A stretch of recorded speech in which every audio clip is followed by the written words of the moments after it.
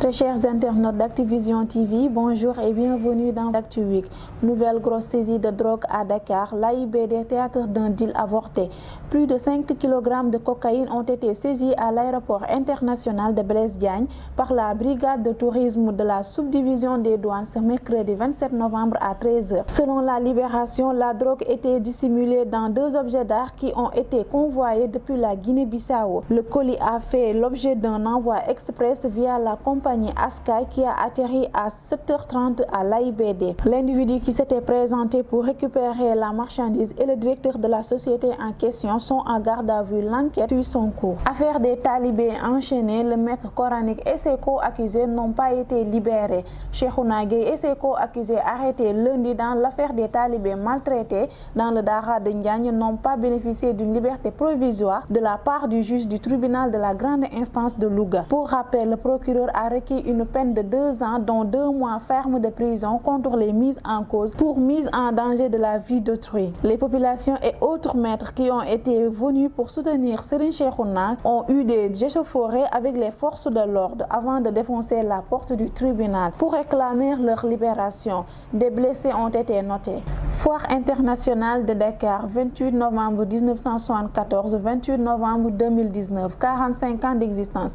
Le 28 novembre 1974, date qui marque l'ouverture de la première foire de Dakar.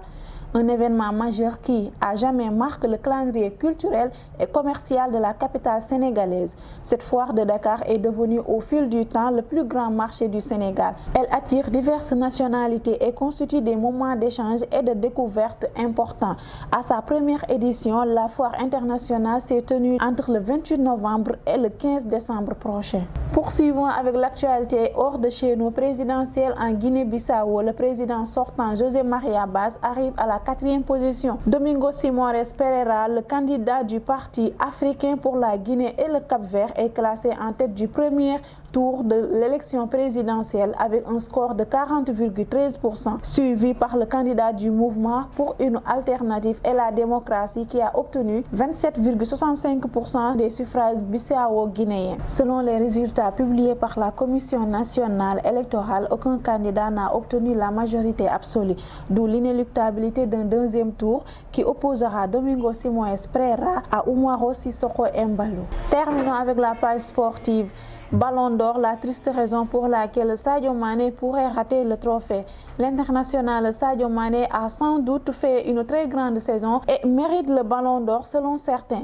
Mais si on doit s'en tenir aux dernières nouvelles, il n'est pas vraiment le gagnant.